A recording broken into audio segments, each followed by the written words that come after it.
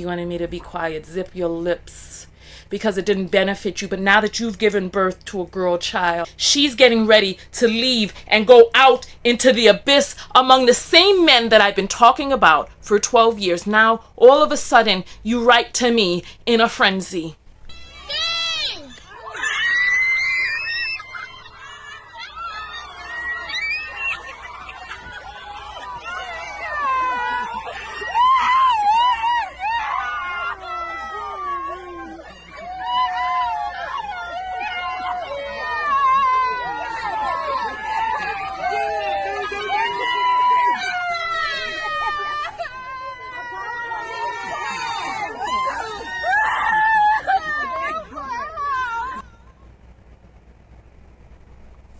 Okay.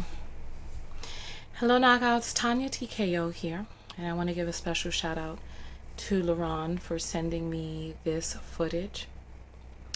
It's of a mother, pregnant woman, wailing uncontrollably at her gender reveal when it's revealed that she's having a girl.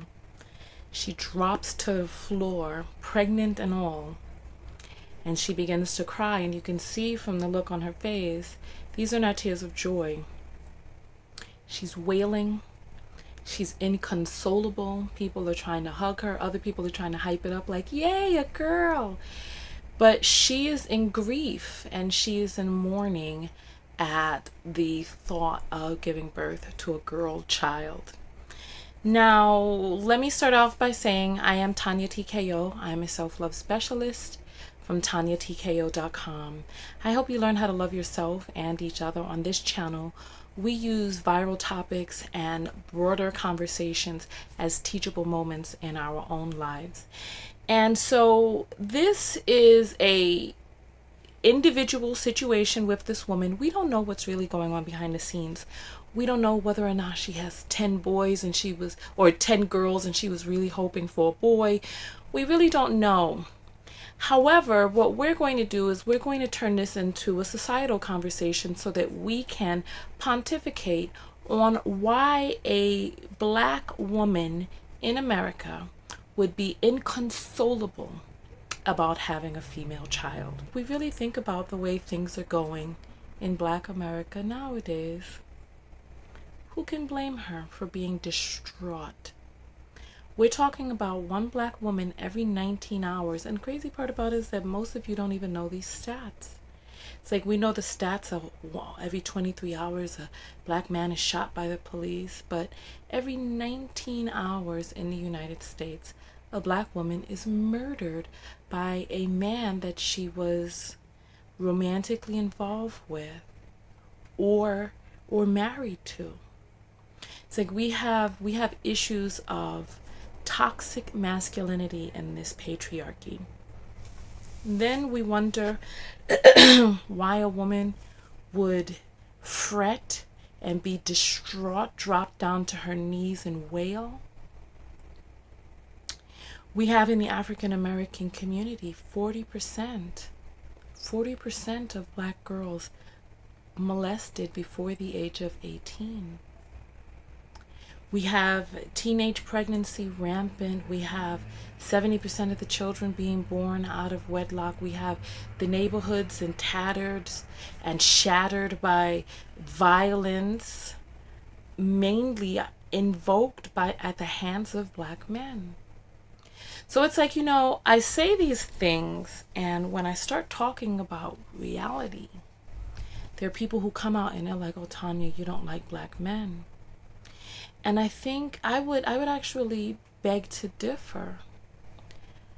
If what it is that I'm saying you feel is synonymous with black man, then it's obviously you who doesn't like, love, nor respect black men.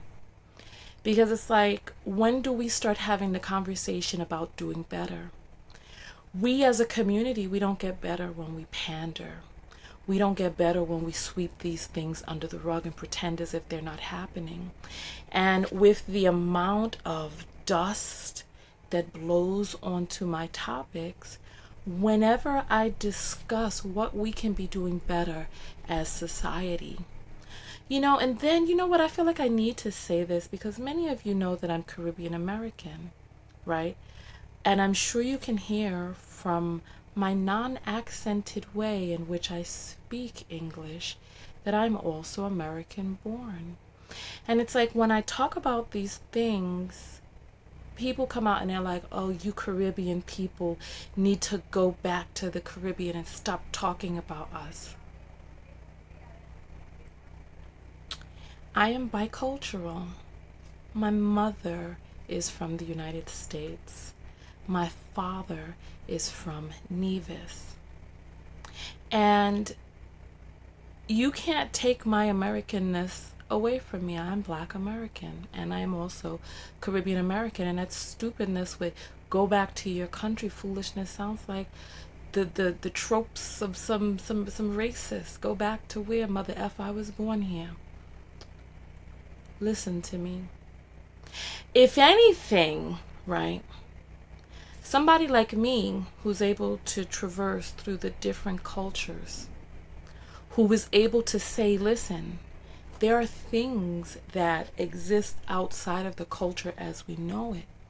That just because we're Black doesn't mean that we have to put up with a lot of what it is that we see. If anything, a person like me who has firsthand familiar knowledge of how there can be a different way, you can listen. We don't have to live the way that we've been living, and I understand the bonds of mental slavery. I understand. However, how much longer do we continue to perpetuate that?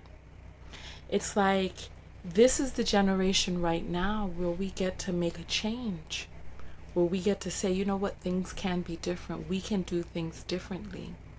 And we have this woman breaking down into tears, falling to her knees. She's pregnant, mind you. And so listen, and I understand there's going to be a certain amount of her emotions that are going to be chalked up to the fact that she is pregnant, and we have these pregnancy hormones. However, the fact of the matter remains that we are living in an existence where, and it's bizarre, because I remember there was an article that came out last year or the year before where there was a person who was like, Black men are the white people of Black people. So what that person meant by that, I don't know if you all saw that article, but it was a profound article about the I can't hear you don't that Black men do when Black women talk about our pain. When we talk about colorism, when we talk about the tragedy of being left with children, when we talk about what's happening, when we talk about rape culture, when we talk about all of these things, our counterparts, in the same ways that when we talk to Caucasians about what's happening, they're like, you can play race card, right? And then when we talk to our counterparts, listen, we've got to stop this violence. We've got to honor young girls. We've got to stop slut shaming. We've got to stop coming up with all of these creative and derogatory words to describe girls who enjoy intercourse, the same intercourse that the boys beckon them so much to have. It's like whenever we speak about these pains, they're like, I can't hear you. I wish I were. Do you really wish that you were a Black woman? If I could make the choice now about whether or not I would be born a Black African American Nubian female in America or a Nubian male, which would I choose? And I would say it really depends. It depends on whether or not I would like to scapegoat and continue to wallow at a lower vibration and not want or even be demanded to be held accountable. It depends. It depends. It depends. It really does. Because we have so many people like, oh, would you be born Black nowadays? Listen, there's a strength. There's a strength that comes along with being born Black in this day and age. And there's a power that comes along with being born a black female. There's a power that comes along with it. So it's like, if I wanted to be tasked with having to educate the culture, with having to tap people on the shoulder and wake them up, of having to burst through the soil with my leaves and show that I was a seed. Yes, I be born female, time and time again.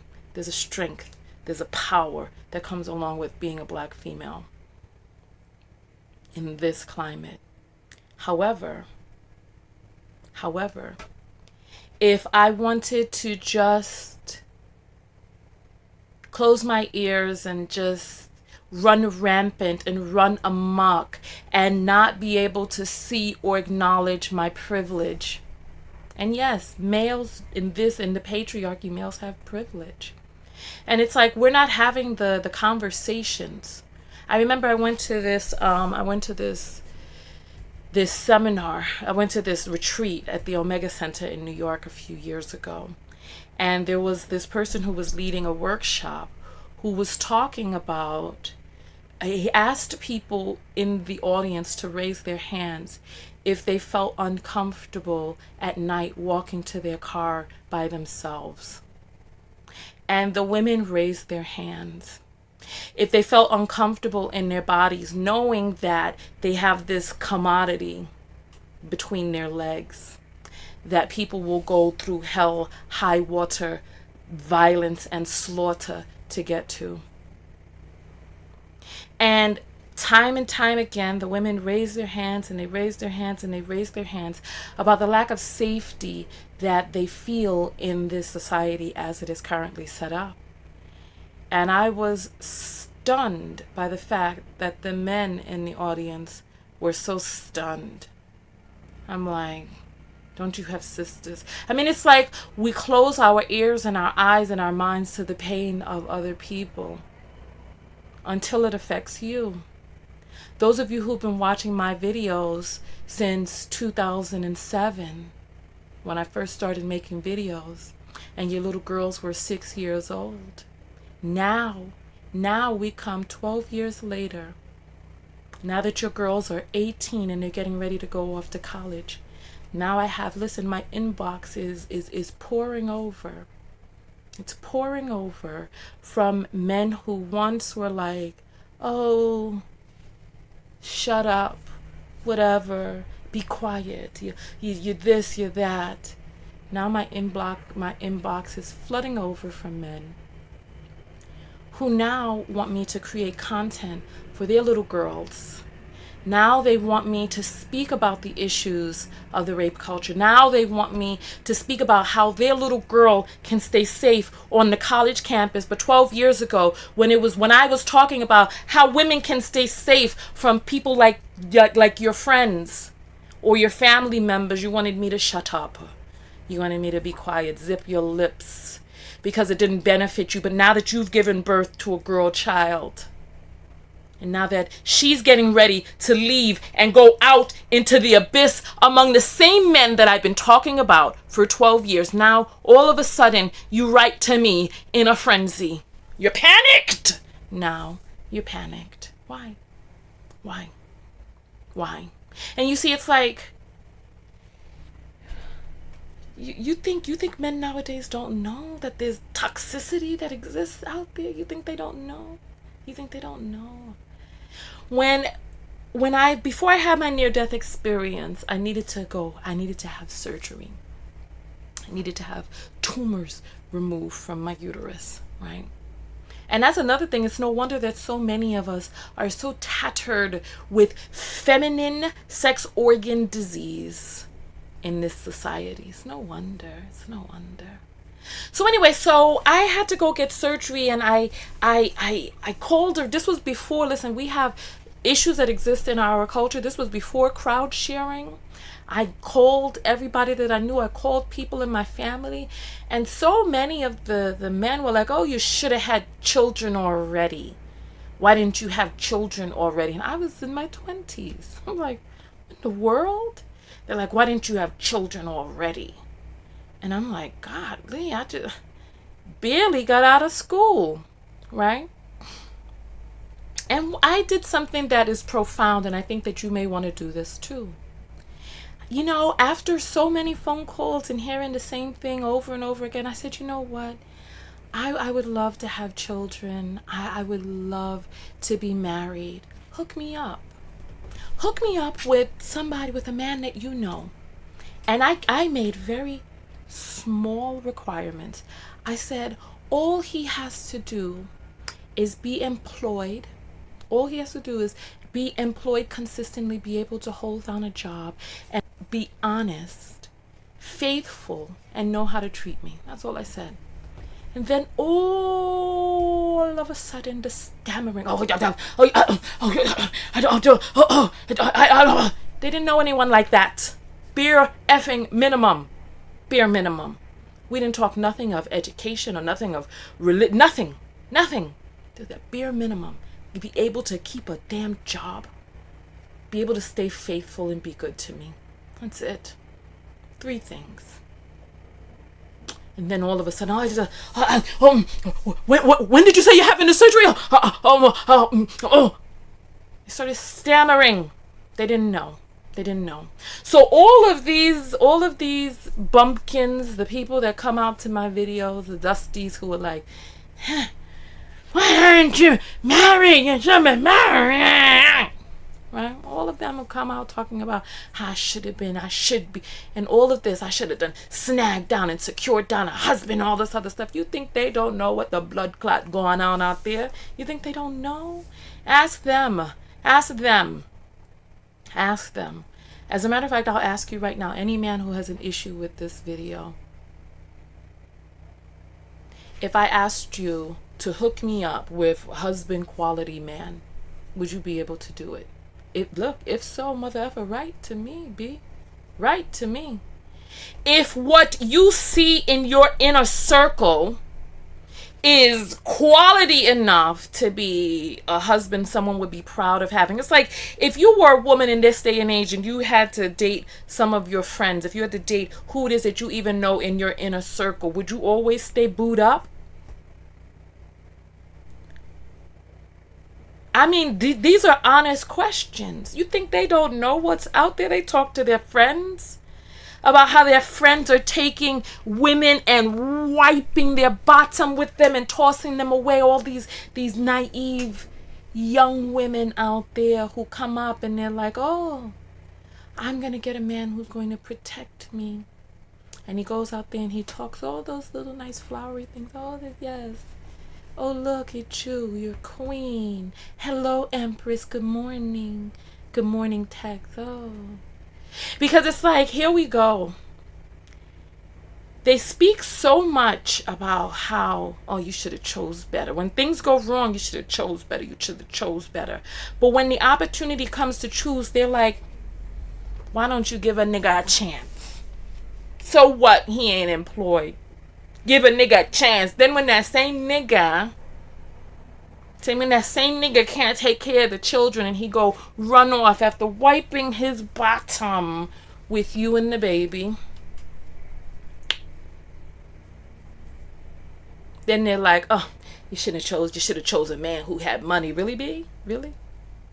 Because when we were talking about why we should choose men who have money, who got something going for them, who pull up their pants, God damn it, I had a picture. Listen, like I said, if any of you ever want to come engage in some arguments, just come over to my Facebook page. I had a picture up of a man who had feet split. It looked like a butterfly of feces stain on the back of his underwear, pants hung down low while he's out rolling dice with his friends. And my caption just said, ladies, keep your keys in your pocket. Keep your car keys in your pockets. And there were so many men who came out, oh, Tonya, you hate black men. I'm like, if this is your only offering, if you think that this is the best offering of black men, then no, baby, you hate black men. Because if your choice is either to have a fecal splattered, the man, what do you call those things? The doggone, the psychological papers the blot tests. He had a fecal blot test going on in the back of his underwear. You know what I'm talking about? The thing where they smash the ink and then you look at it and you're like, oh, what is this a formation of? And then the psychologist helps you understand what's going on in your mind. So he had a fecal blot test in the back of his underwear. And it's either get with somebody like him or you hate black men. What about doing better? But then when you walk around with a man who has the stench of the funk of feces wallowing all around him, then they're like, oh, what's wrong with her? She couldn't do better. Come on.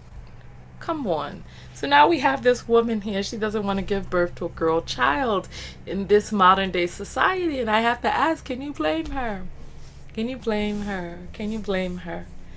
It's like being a black American woman, and you all hate when I differentiate. You all hate when I differentiate.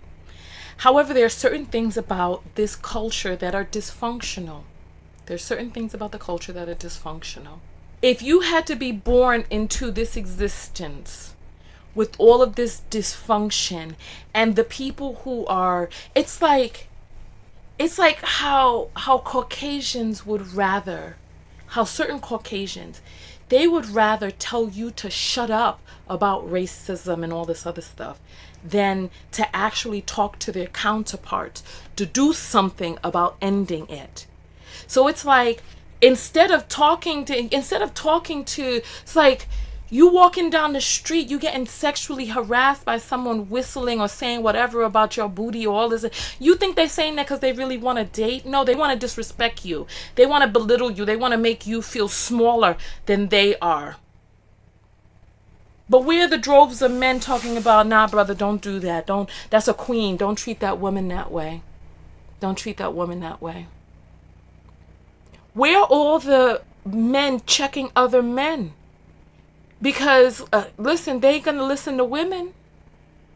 You know, she speak up, she get punched down. It's up to men to check other men, just like it's up to Caucasians to check other Caucasians and fix this foolishness that they've created. I listen to them. I listen to Caucasians talk about how they want a white nation and all this other stuff. And I'm like, because you know what? Because me living off of the grid in an RV, you know, when I can, I water the trees around me. I put out water for the animals, and I figure because we as humans, we're stewards of the earth, right? And I think to myself, these people want a Caucasian nation. Look at what you've done with it. Look at what you've done with it. Polluting the air, digging through the ground, chopping down the trees, messing up the environment, causing climate change. Now the Amazon is on fire. I'm like, look at what you all have done with this mightiness in which you've stolen. You weren't even bestowed it. This mightiness that you've stolen, look at what you've done. So it's like, when we start talking about, listen, I cannot sit down and be quiet. Because look at what black men are doing to our neighborhoods. How can I shut up?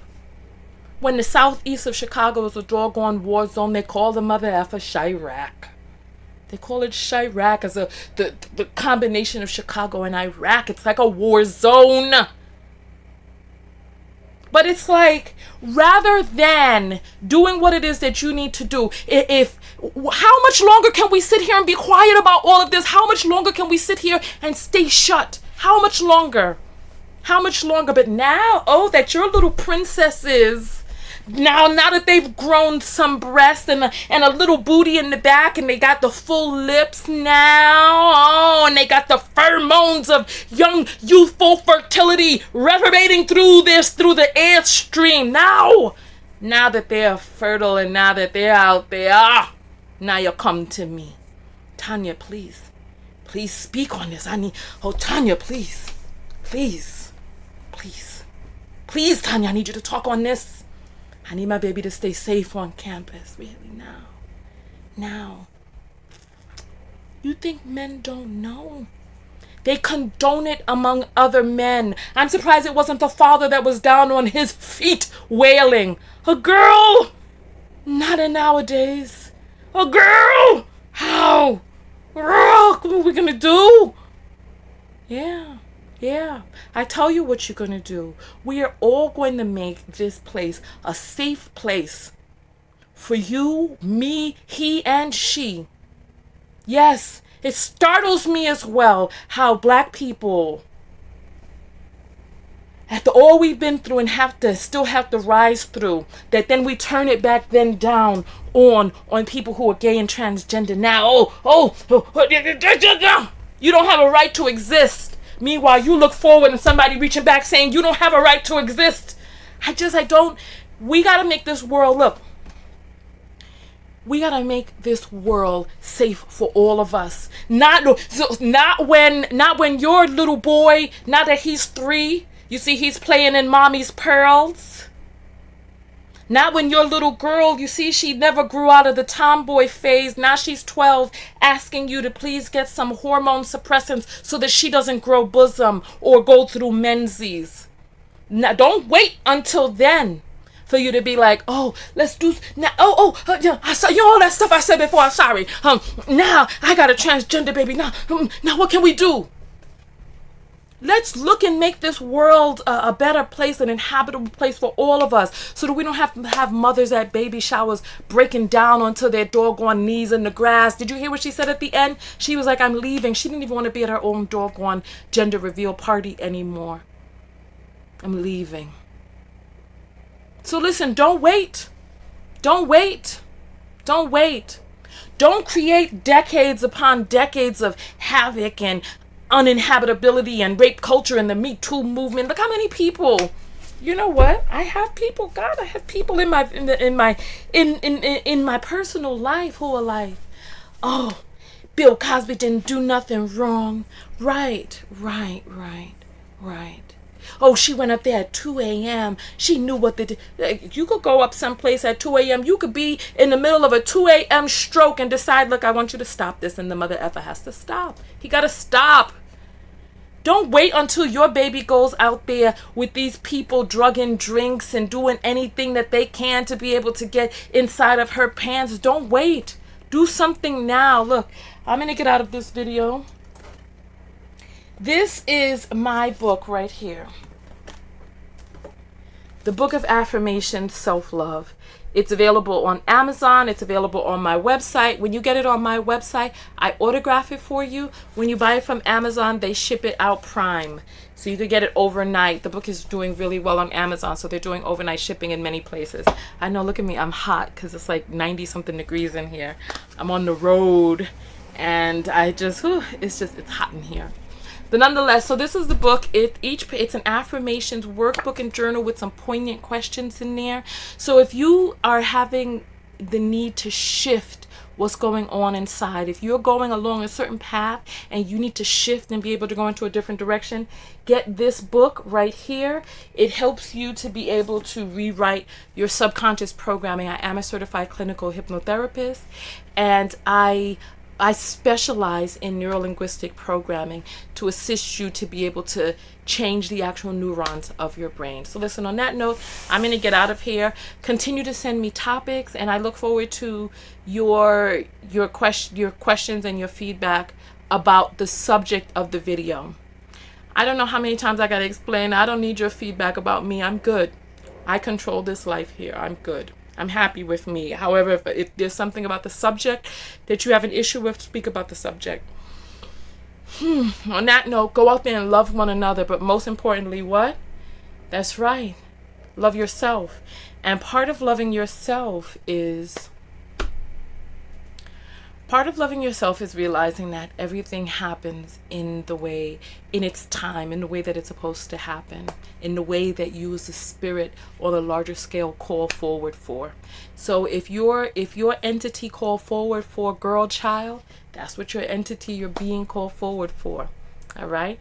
And just figure out what it is, why did you call forward for this, and go from there. All right? Tonya TKO, and I'm out. Peace.